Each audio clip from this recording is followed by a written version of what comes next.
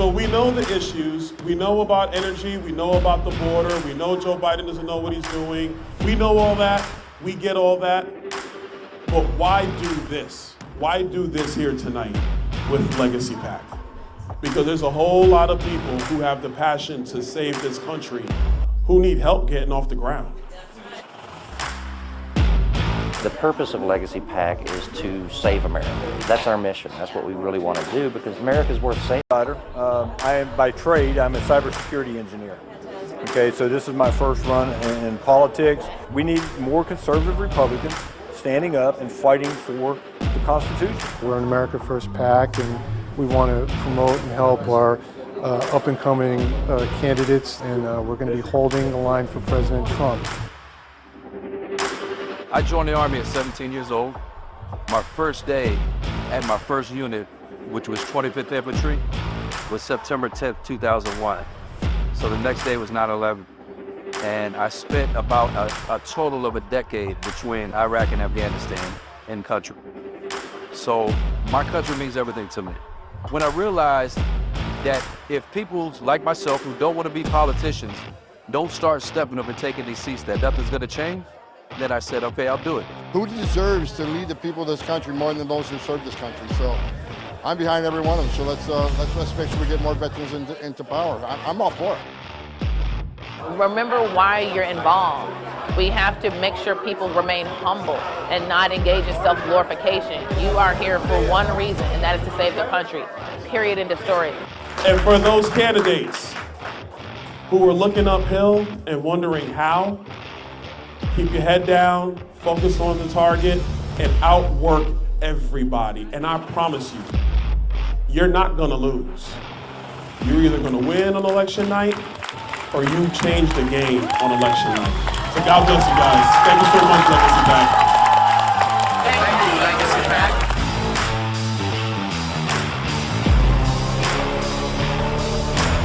Under this administration, they have deliberately opened the border to fundamentally change the fabric of our country.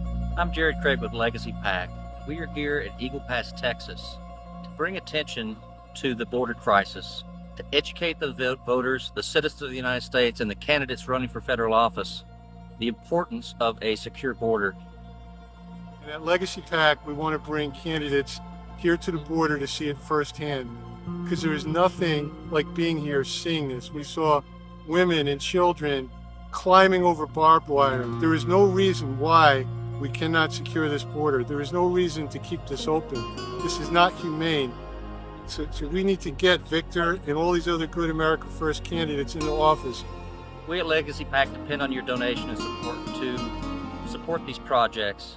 We can't do it without you. So please go on to legacypac.org and show your support.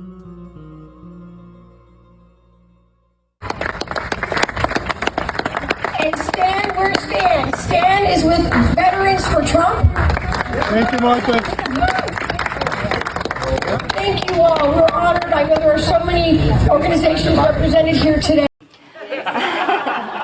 And thank you so much to Stan Fitzgerald. Where is he? There he is. Thank you so much. You are a great patriot. Thank you both. Thank you both for helping out. You're so supportive, not only for people like me, President Trump, and for America First and MAGA. So God bless you. Thank you. You're sitting here too much. But you're going to do very well. And I just had somebody write down, first of all, James and Sarah Pritchard, thank you very much. Yes. Great job. Thank you. We appreciate all the help. Stanley and Donna Fitzgerald. Right here, sir. Thank you very much. It's great. It's great that you're with us. Mike Acton. This is Stan Fitzgerald, Veterans for Trump. I'm here with our Texas State Director, Tom Slocum. And Tom, why don't you go ahead and introduce the state legislator we'll be interviewing today for endorsement purposes. Yes, sir. So this is Mr. Wes Virdell. He's a candidate actually for state legislature, for the state legislature out of Texas. He's from the San Angelo area. His district is pretty large because it's a less populated, dense area. So it is a major district. He has been endorsed by several people in Texas, great people, Attorney General Ken Paxton, most notably, But Wes is doing amazing things out there. And his district, the situation was the gentleman that was there before, the incumbent, was so bad that he decided he was going to. Tom, you're breaking up a little, so I'll just take over. Wes, can you tell us a little bit about your background? And I understand you are a veteran. Yes, sir. Yeah, so I'm from Brady, Texas, the very center of Texas, and our district covers 16 counties all the way from Fort Stockton to Kerrville, Bandera, Castroville, Llano, Mason, a lot of those areas, 340 miles long. And background is, grew up in Brady, joined the Air Force, went to basic training 2 months after September 11th. Did well enough on my ASVAB. They told me I could pick whatever job I wanted, so I picked intercontinental ballistic missiles. Worked on those for a few years. Then I transferred to be a military training leader for a few years, and then got out about the middle of 08 and went back to our family business, which is heavy truck repair. And so that's what I've been doing for the last for 15 years since 08. I was doing the heavy truck repair and volunteering a lot of time working for Gun Owners of America as the Hill Country coordinator, and also running a trucking company.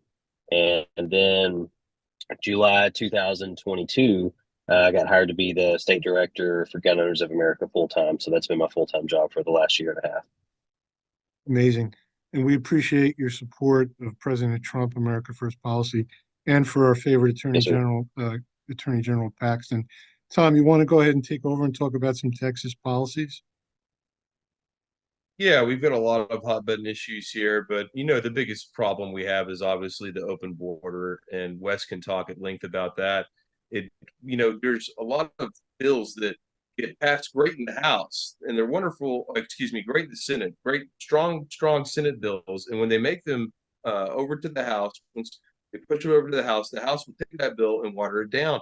And so when we're trying to secure our border and pass the strongest laws with the toughest teeth, and even stuff that Greg Abbott's trying to get the House to say, hey, yeah, we'll do a really, really tough border bill. And they're telling Greg Abbott, you know what? No, we're going to side with the Democrats. We don't want a tough border bill. Some of these House representatives, Wes is someone that understands this, and he's going to fight for the toughest border bill. I'm almost certain, way more than a lot of these people that have been here before that are going against the governor. And Greg Abbott is extremely popular in the state. Say what you will, and we need to have this border stronger. And if the only thing holding Greg Abbott back is a weak House, Wes Virdell is the man that's going to help change that. Well, Wes, you got the blessing of our Texas state chapter there. You want to comment on any other bills or legislations you're working on? Yeah, I appreciate that. So on the border stuff, we had House Bill 20, if I remember correctly, which was filed during the 88th legislative regular session. And anyways, that bill died when we had a Democrat make a point of order on it. It takes at least 10 legislators to challenge the point of order. We have about 84 Republican legislators in the House, and only 6 guys stepped up to challenge that point of order, which killed House Bill 20 at that time. And then we had Senate Bill 8, which was filed by Betancourt in the Senate side. And that was to create the Texas Border Force that would be headed by the chief of the Rangers and Texas Rangers. And so that bill made it through the Senate, got to the House side, and once again, didn't even get a hearing on it. If I remember correctly, they met for about 30 minutes and then disappeared. So that's another example of the House not doing their duty to help us protect our border. For me, with the gun stuff, I got to help with constitutional carry. I've been going to the Capitol since 2011, so I got to help with open carry back in 2015 when it passed, and 2013 when we were pushing for it. I got to be part of the constitutional carry team that when it passed in 2021. And then this session, we had Uvalde shooting, unfortunately, happened around May of 2022. And so this session, we had 152 anti-gun bills filed, more than we've ever seen filed before. We were told at the beginning of session, don't expect any pro-gun bills to pass this session, and expect some of the anti-gun bills to probably make it through. And in the end, we killed all 152 anti-gun bills, and we got 6 of our pro-gun bills passed. So we did really good compared to what we were going into at the beginning of session there. And that really is because people showing up, putting pressure on legislators. Government's controlled by those who show up. And so the people have to show up for that to happen. Wes, you're doing amazing work out there, and I understand you're backing President Trump. Yes, our Texas state chapter under leadership of Tom Slocum has recommended you for endorsement to our national board, and our national board agrees. So we'll be backing you at the national level, as well as Tom will be backing your campaign in Texas. So can you please tell our viewers how to get to your website? Yep. So they can go to VirdellForTexas.com. That's FOR Texas.com. And then also, we didn't mention this, but I'm also endorsed by Ted Cruz and Chip Roy. And then we should have some more endorsements coming out soon. But we've also got Sid Miller and Ted Nugent too. So things are going really well for us. We need as much support as we can to pay for the advertising to get to the finish line. About VirdellForTexas.com. And I appreciate y'all giving me the opportunity to be on here today. You're very welcome, guys. And we'll talk again soon. Appreciate you. Thanks. You're welcome.